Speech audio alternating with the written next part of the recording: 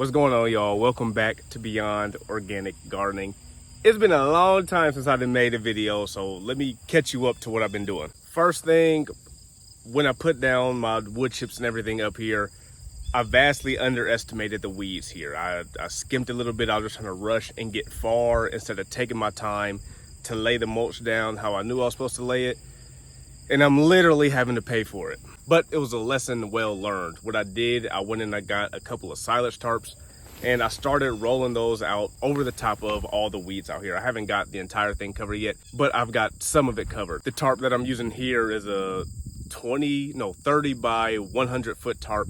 I just ordered a 32 by 150 foot tarp, and I'm probably going to order another 2 of those. In hindsight, it would have been nice to have got all the silage tarps early when we first moved here, laid all of those out pretty much for this entire grow season, and then now start putting the mulch and everything down. But again, hindsight, I'm working a little bit backwards. But in the future, when I start to expand in these other areas, that's definitely what I'm going to be doing. This tarp that I have, well, this first tarp that I have on, it's been on for about 5 weeks or so, and it's pretty much killed everything here. I have a lot of Johnson grass, a lot of creeping grass that is a pain. So one, I'm really trying to get all that killed. So in trying to get that killed with the silage tarp, I also dug a trench all the way around the perimeter of the garden here.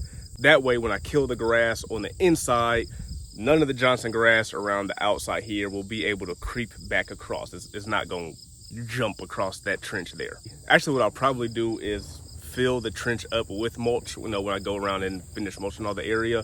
And I'll leave a little bit gap, probably about a 1-inch gap between the top of the trench and where the mulch sits, to keep those roots air pruned and help prevent them from getting in. And then the little bit that does get into the mulch, I think it'll be easy just to go around with some type of heavy shovel or flat shovel or something, cut the roots and then pluck them off from the edges. I think it'll be really easy to maintain and really prevent them from really taking over this area. I got to stay diligent and stay on top of it, but I really think that trench method is going to work well. And then obviously all the grasses in here are trapped. They ain't going to be able to get out.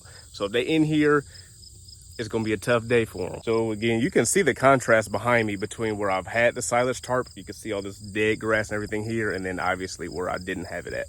So it's working really, really well so far. I mean, the summer is really speeding up the process. I think when I'm still going to leave this tarp on this whole area, probably up until May of next year, the really early growing season. So to prepare for that, right now I'm building out this entire area here with beds as well. They're 4 feet wide and 6 inches deep of compost, and the beds range anywhere from 20 feet to 30 feet, and then I have a random 40-foot bed off over there. I think the deeper that you can put your compost, the better. I mean, obviously there's probably a limit to that, but 6 inches is really good. And the compost that I get is really, really nice compost, and I get it for free. Get it for free because, well, I get it from this camp that's right around the corner from me, and they have a ton of horses there. And because I have a lot of horses, they have a lot of horse manure, and because they have a lot of horse manure, they have just these giant piles of composted horse manure that they're just looking to give away. It has the feed, has hay, grasses, right, obviously manure, the bedding from the stalls, all that stuff is in there, and composting, and it's under trees, so leaves and stuff are falling on it throughout the seasons. Weeds are coming up and dying on there, so it's really, really nice. I'll show you. It's really, really nice stuff. Really nice stuff. It's not too mulchy, but it's a little bit mulchy, so it breaks down a little bit slower, retains moisture really well. Like this stuff is really nice. But wherever you are, there probably is some type of horse farm or stables or something around you, and they're probably looking a way to give away their horse manure. What I recommend that you do is contact them and see where they're getting the grasses that they're feeding their horses, to make sure that whoever's supplying them that feed isn't spraying their fields with broadleaf herbicide or anything, because that stuff will pass straight through a horse, straight into your compost, and you ain't gonna be having a nice garden, I'll tell you that now.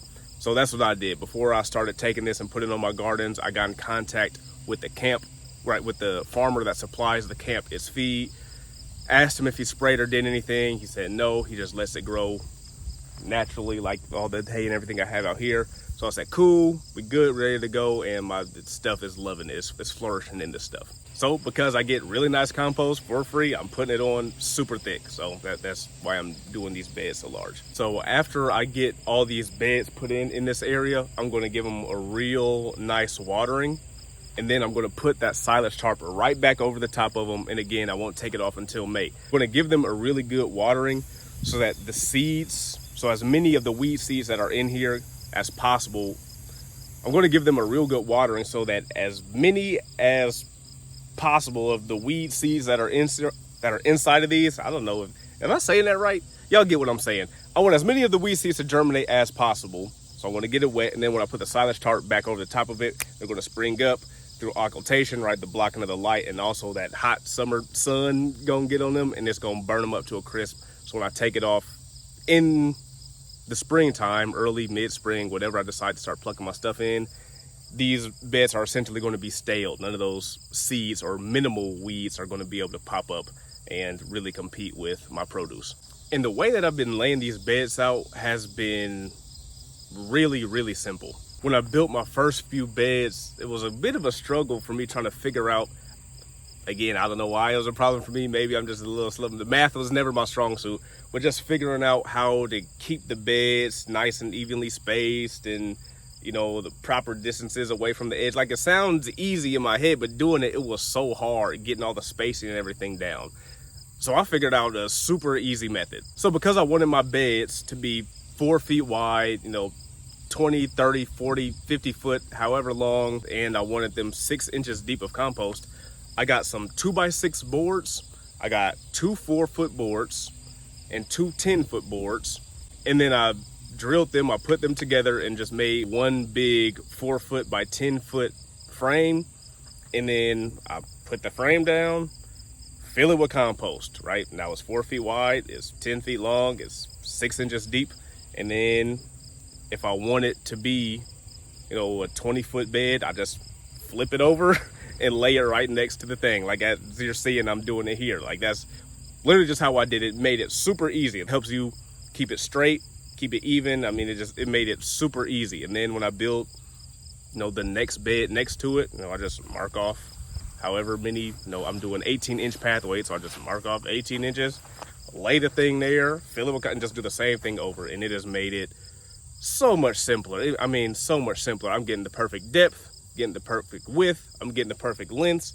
So that's how I'm doing it. And what I'm doing all of this for is, well, I mean, they're market garden style beds. It's market garden style gardening, but I'm not selling whole produce. I'm not selling whole fruits or whole veggies or any of that. Excuse me. What I'm doing is I'm selling cold pressed juice, right? I used to have this cold pressed juice. It was delicious. And I was already into gardening for quite a while at this point. So I'm down there drinking and I'm thinking, I could do the same thing back home, but I could do it a lot better, right? I can provide the freshest, most nutrient dense produce, far beyond organic produce, right? I know how to grow that stuff already. I can provide that, not just for myself, but I can provide it to my community here. A lot of what our culture is looking for and everything right now is healthy food, right? They want to know where their food comes from. They want to know that when they're buying something organic or if they're buying something healthy, that it's actually healthy. It's not somebody just looking to capitalize off their desire to be healthier, right? So I'm able to grow it all myself. I can show, obviously, I can document, put it on my social media, show them this is where your produce is coming from. This is how I'm growing my produce. And it's in the ground. The way we juice things, all this stuff is in the ground right up until it's time to juice. So it's super fresh, it's nutrient dense because I'm growing it in regenerative ag style, no-till style, all them good fancy fun words. Like, I'm growing it like that. They can see that I'm documenting it so they can trust in the product that I'm giving them, right? If it's not something that I would drink or I would put in my body, I'm not selling it to them. I'm not doing it, right? Love your neighbor as yourself. I mean, it's very, very simple. All of our juices that we have right now have something in it that I've been able to grow in this style of gardening, but not everything is, or not, right? We only have like 1 or 2 juices right now that a vast majority of the stuff in there is coming from, produce that I've grown in that way. The goal is, right, which is why I'm building all these beds and trying to expand and get all this ready, is to have all of our juices come from stuff that I've grown here that's fresh and it's in season. That's the ultimate goal, within the next 4, 5, 6 years, right? We have fruit trees and stuff too, apple trees and all that. So it's going to take a while for them to really get producing real nice, but that's the goal, right? That's what we're working toward. So that's a quick update on where I've been, what I've been up to, and the plan going forward.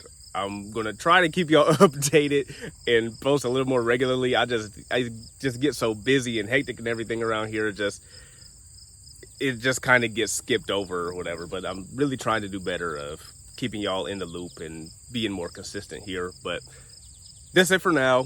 Appreciate y'all tuning in, checking this stuff out. Got plenty more stuff to do. It might be big gaps in between when I post, but each thing I post, I'm giving y'all updates. I'll keep y'all on track of what I'm doing. But until next time, again, thank you for tuning in. Love you. I'll catch you. I'll see you next time. Peace.